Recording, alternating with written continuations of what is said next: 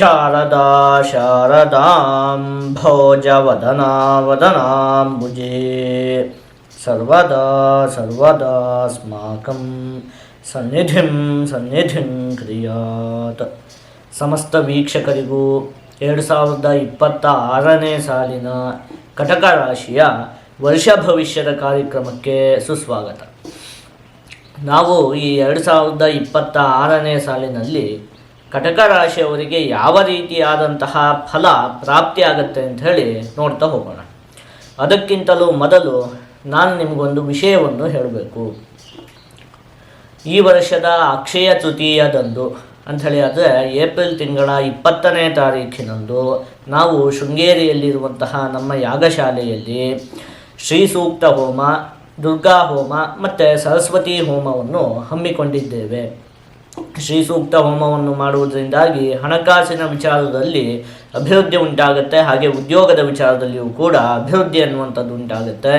ಸರಸ್ವತಿ ಹೋಮದಿಂದಾಗಿ ಮಕ್ಕಳ ವಿದ್ಯಾಭ್ಯಾಸದ ವಿಚಾರದಲ್ಲಿ ಒಂದಷ್ಟು ಅಭಿವೃದ್ಧಿ ಅನ್ನುವಂಥದ್ದು ಉಂಟಾಗುತ್ತೆ. ದುರ್ಗಾ ಹೋಮದಿಂದಾಗಿ ನಿಮಗೆ ಒಂದಷ್ಟು ನಿಮ್ಮ ಕುಟುಂಬಕ್ಕೆ ರಕ್ಷಣೆ ಅಂತ ಹೇಳುವಂಥದ್ದು ಪ್ರಾಪ್ತಿಯಾಗತ್ತೆ.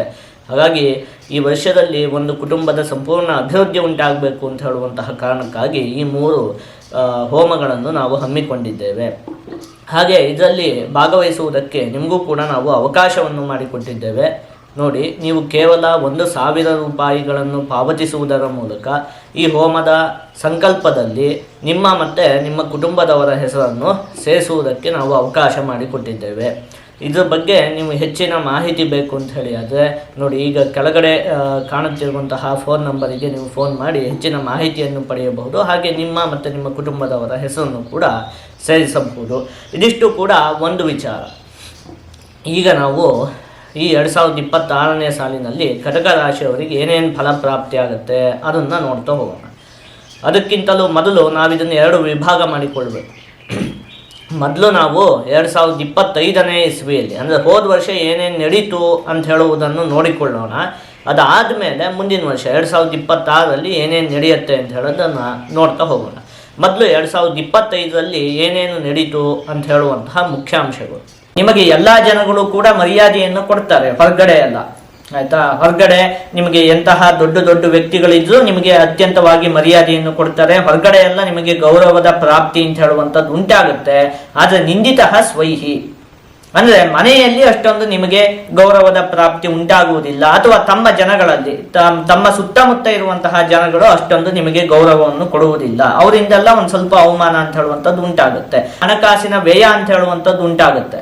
ವಸ್ತುಗಳನ್ನು ತೆಗೆದುಕೊಳ್ಳುವಂತಹ ಸಂದರ್ಭದಲ್ಲಿ ನಿಮಗೆ ಸಮಸ್ಯೆ ಉಂಟಾಗುವುದಕ್ಕೆ ಅವಕಾಶ ಇರುತ್ತೆ. ಯಾವುದೋ ಒಂದು ವಸ್ತುವನ್ನು ತೆಗೆದುಕೊಳ್ತೀರಿ, ಅದು ಬೆಲೆ ಕಮ್ಮಿ ಇರುತ್ತೆ, ಆದರೂ ಕೂಡ ನೀವು ಅತಿ ಹೆಚ್ಚು ಬೆಲೆಯನ್ನು ಕೊಟ್ಟು ತೆಗೆದುಕೊಳ್ಳುವಂಥದ್ದು ಇರಬಹುದು.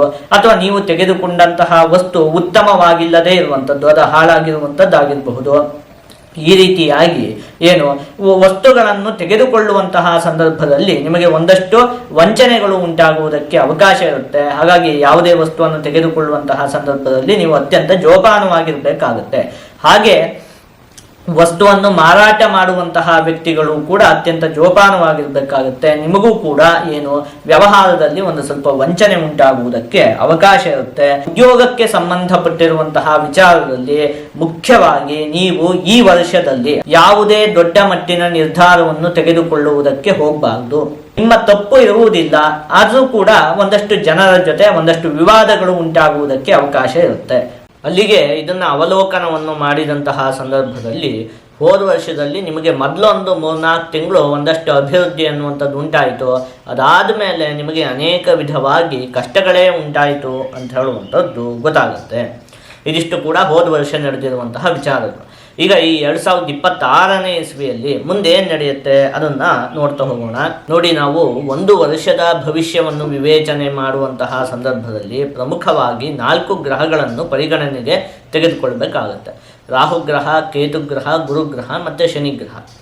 ಇದರಲ್ಲಿ ಈ ವರ್ಷದಲ್ಲಿ 2026ನೇ ಸಾಲಿನಲ್ಲಿ ರಾಹು ಕೇತುಗಳು ಬದಲಾವಣೆಯನ್ನು ಹೊಂದುತ್ತವೆ. ಯಾವಾಗ ಅಂತ ಹೇಳಿ ಆದರೆ ಈ ವರ್ಷದ ಕೊನೆಗೆ ಡಿಸೆಂಬರ್ ತಿಂಗಳಲ್ಲಿ. ಹಾಗಾಗಿ ಈ ಭವಿಷ್ಯವನ್ನು ವಿವೇಚನೆ ಮಾಡುವಂತಹ ಸಂದರ್ಭದಲ್ಲಿ ಅದು ಫಲ ಎಲ್ಲ ನಿಮಗೆ ಯಾವಾಗ ಪ್ರಾಪ್ತಿಯಾಗುತ್ತೆ? 2027ನೇ ಸಾಲಿನಲ್ಲಿ ಅದು ಫಲ ಎಲ್ಲ ಪ್ರಾಪ್ತಿಯಾಗುತ್ತೆ. ಹಾಗಾಗಿ ಆ ಒಂದು ಬದಲಾವಣೆಯನ್ನು ಪರಿಗಣನೆಗೆ ತೆಗೆದುಕೊಳ್ಳುವುದಕ್ಕಾಗುವುದಿಲ್ಲ. ಹಾಗಾಗಿ ರಾಹುಕೇತುಗಳು ಈಗ ಹೋದ ವರ್ಷ ನಿಮಗೆ ಎಲ್ಲಿ ಸ್ಥಿತವಾಗಿತ್ತೋ ಈ ವರ್ಷದಲ್ಲೂ ಕೂಡ ಅಲ್ಲೇ ಸ್ಥಿತವಾಗಿರುತ್ತವೆ.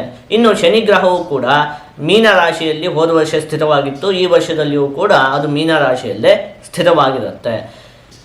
ಪ್ರಮುಖವಾಗಿ ಈ ವರ್ಷದಲ್ಲಿ ಬದಲಾವಣೆಯನ್ನು ಹೊಂದುವಂಥದ್ದು ಅಂತ ಹೇಳಿ ಆದರೆ ಅದು ಗುರುಗ್ರಹ. ಬೃಹಸ್ಪತಿ ಗ್ರಹ ಈ ವರ್ಷದಲ್ಲಿ 3 ರಾಶಿಯಲ್ಲಿ ಸಂಚಾರವನ್ನು ಮಾಡುತ್ತೆ. ಜನವರಿಯಿಂದ ಹಿಡಿದು ಜೂನ್ ತಿಂಗಳವರೆಗೂ ಕೂಡ ಅದು ಮಿಥುನ ರಾಶಿಯಲ್ಲಿ ಇರುತ್ತೆ.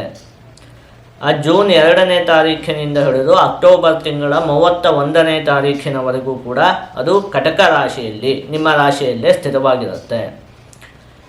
ಅದಾದ ಮೇಲೆ ಕೊನೆಯ 2 ತಿಂಗಳು ನವೆಂಬರ್ ತಿಂಗಳು ಮತ್ತು ಡಿಸೆಂಬರ್ ತಿಂಗಳಲ್ಲಿ ಅದು ಸಿಂಹ ರಾಶಿಯಲ್ಲಿ ಸ್ಥಿರವಾಗಿರುತ್ತೆ. ಈ ರೀತಿಯಾಗಿ ಈ ವರ್ಷದಲ್ಲಿ ಗುರುಗ್ರಹ 3 ರಾಶಿಯಲ್ಲಿ ಸಂಚಾರವನ್ನು ಮಾಡುತ್ತೆ.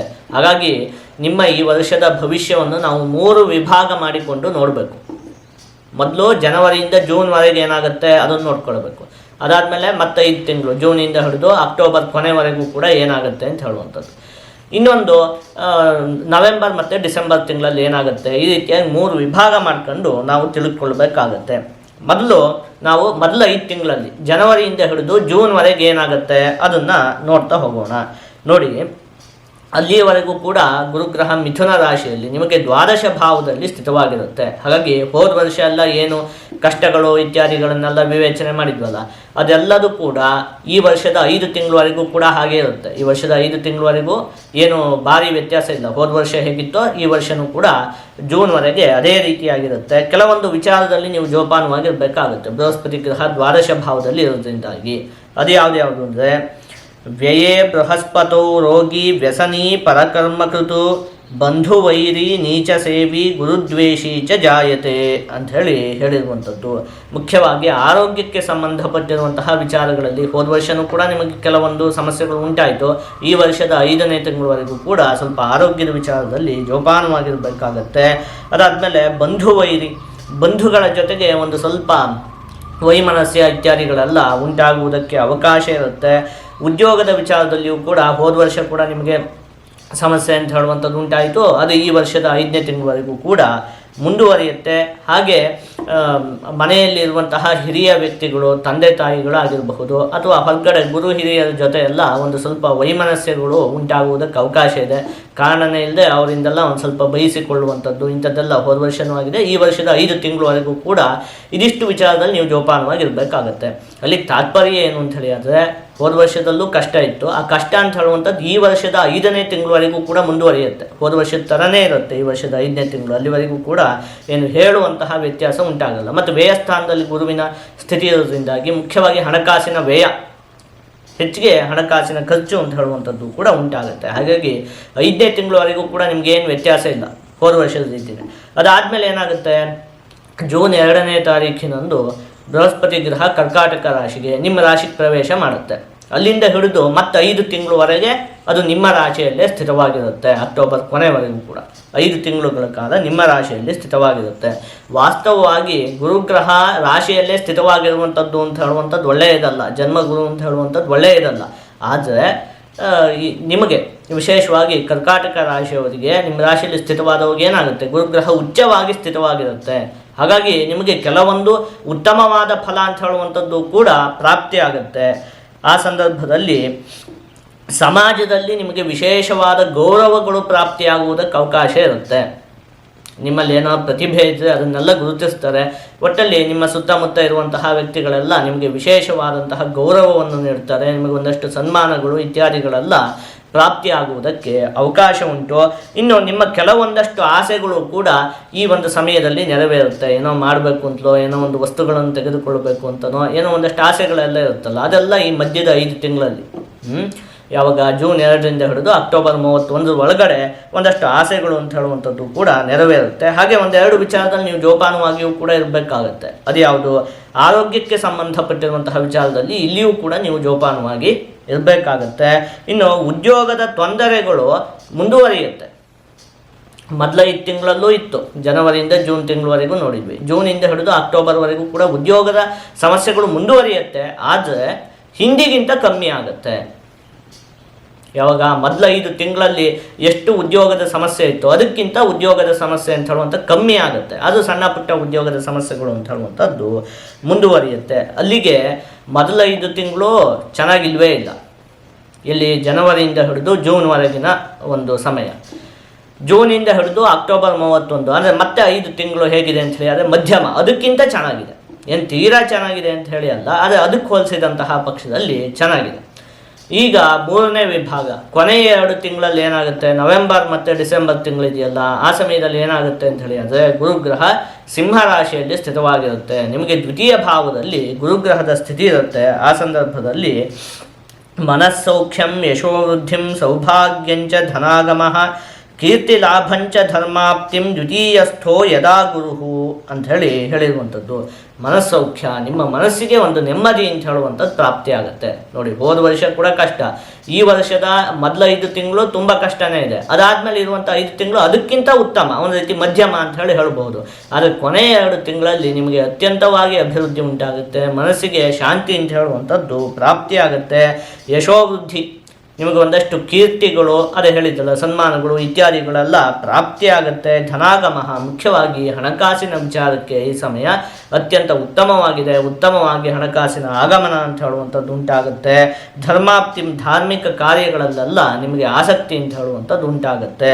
ಇನ್ನು ಈ ಹಿಂದೆ ಯೋಚನೆ ಮಾಡಿದಂತೆ ಹಣಕಾಸಿನ ವಿಚಾರದಲ್ಲಿ ಅತ್ಯಂತ ಉತ್ತಮತೆ ಅಂತ ಹೇಳುವಂಥದ್ದು ಉಂಟಾಗುತ್ತೆ. ಯಾಕಂದರೆ ಗುರುಗ್ರಹ ದ್ವಿತೀಯ ಭಾವ ಹಣಕಾಸಿನ ಸ್ಥಾನದಲ್ಲೇ ಸ್ಥಿತವಾಗಿರುವುದರಿಂದಾಗಿ ನಿಮ್ಮ ಜನರ ಸಾಲಗಳೆಲ್ಲ ಇದ್ರೆ ತೀರುತ್ತೆ. ಒಟ್ಟಲ್ಲಿ ಹಣಕಾಸಿನ ವಿಚಾರದಲ್ಲಿ ಏನೇ ಸಮಸ್ಯೆ ಇದ್ರೂ ಕೂಡ ಅದೆಲ್ಲ ಪರಿಹಾರ ಆಗುತ್ತೆ. ಹಣಕಾಸಿನ ಆಗಮನವು ಕೂಡ ಉತ್ತಮವಾಗುತ್ತೆ. ಇನ್ನು ಉತ್ತಮವಾದಂತಹ ಗುರುಬಲ ಇರೋದ್ರಿಂದಾಗಿ ಕೊನೆಯ 2 ತಿಂಗಳಲ್ಲಿ ನವೆಂಬರ್ ಮತ್ತು ಡಿಸೆಂಬರ್ ತಿಂಗಳು ಅಂತ ಹೇಳುವಂಥದ್ದು ವಿವಾಹಾಪೇಕ್ಷೆಗಳಿಗೆ ಅತ್ಯಂತ ಉತ್ತಮವಾಗಿದೆ.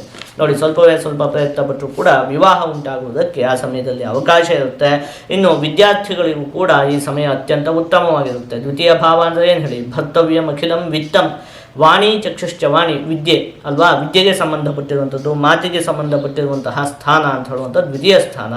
ಅಲ್ಲಿ ಗುರುಗ್ರಹ ಸ್ಥಿತವಾಗಿರೋದ್ರಿಂದಾಗಿ ವಿದ್ಯಾರ್ಥಿಗಳಿಗೂ ಕೂಡ ಕೊನೆಯ 2 ತಿಂಗಳಲ್ಲಿ ಅತ್ಯಂತವಾಗಿ ಅಭಿವೃದ್ಧಿ ಅಂತ ಹೇಳುವಂಥದ್ದು ಉಂಟಾಗುತ್ತೆ. ಇನ್ನು ಕುಟುಂಬದಲ್ಲಿ ಸಂತೋಷಮಯವಾದಂತಹ ವಾತಾವರಣ ಉಂಟಾಗುತ್ತೆ. ಕೊನೆಯ 2 ತಿಂಗಳಲ್ಲಿ ಕುಟುಂಬ ಸೌಖ್ಯ ಅಂತ ಹೇಳುವಂಥದ್ದು ಪ್ರಾಪ್ತಿಯಾಗುತ್ತೆ. ಜೊತೆಗೆ ಉದ್ಯೋಗದ ವಿಚಾರದಲ್ಲಿ ಅಭಿವೃದ್ಧಿ ಉಂಟಾಗುತ್ತೆ.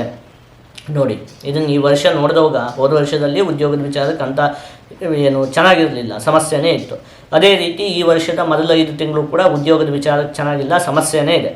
5 ತಿಂಗಳಾದಮೇಲೆ ಏನು ಸಮಸ್ಯೆ ಅಂತ ಹೇಳುವಂಥದ್ದು ಒಂದು ಸ್ವಲ್ಪ ಮಟ್ಟಿಗೆ ಕಮ್ಮಿ ಆಗುತ್ತೆ. ಏನು ಪೂರ್ತಿ ಸಮಸ್ಯೆನೇ ಇಲ್ಲ ಅಂತ ಹೇಳಿ ಆಗೋದಿಲ್ಲ, ಉದ್ಯೋಗದ ವಿಚಾರದಲ್ಲಿ ಹಿಂದಿಗಿಂತ ಕಮ್ಮಿ ಆಗುತ್ತೆ. ಕೊನೆಯ 2 ತಿಂಗಳು ನವೆಂಬರ್ ಮತ್ತು ಡಿಸೆಂಬರಲ್ಲಿ ಉದ್ಯೋಗದ ಸಮಸ್ಯೆಗಳು ಸಂಪೂರ್ಣವಾಗಿ ನಿವಾರಣೆ ಆಗುತ್ತೆ. ಜೊತೆಗೆ ಉದ್ಯೋಗದ ವಿಚಾರದಲ್ಲಿ ಒಂದಷ್ಟು ಅಭಿವೃದ್ಧಿ ಅಂತ ಹೇಳುವಂಥದ್ದು ಕೂಡ ಉಂಟಾಗುತ್ತೆ. ನಿಮ್ಮ ಉದ್ಯೋಗದಲ್ಲಿ ಪ್ರಮೋಷನ್ ಆಗಿರಬಹುದು, ಉನ್ನತವಾದ ಸ್ಥಾನಮಾನಗಳು ಇತ್ಯಾದಿಗಳೆಲ್ಲ ಕೊನೆಯ 1-2 ತಿಂಗಳಲ್ಲಿ ನಿಮಗೆ ಪ್ರಾಪ್ತಿಯಾಗುತ್ತೆ. ಇನ್ನು ಶನಿಗ್ರಹ ನಿಮಗೆ ನವಮ ಭಾವದಲ್ಲಿ, ಹೋದ ವರ್ಷ ಕೂಡ ನವಮ ಭಾವದಲ್ಲೇ ಸ್ಥಿತವಾಗಿತ್ತು, ಈ ವರ್ಷವೂ ಕೂಡ ನಿಮಗೆ ಅದು ನವಮ ಭಾವದಲ್ಲೇ ಸ್ಥಿತವಾಗಿರುತ್ತೆ. ಹಾಗಾಗಿ ಆಧ್ಯಾತ್ಮಿಕ ವಿಷಯಗಳಲ್ಲಿ ನಿಮಗೆ ಆಸಕ್ತಿ ಉಂಟಾಗುತ್ತೆ.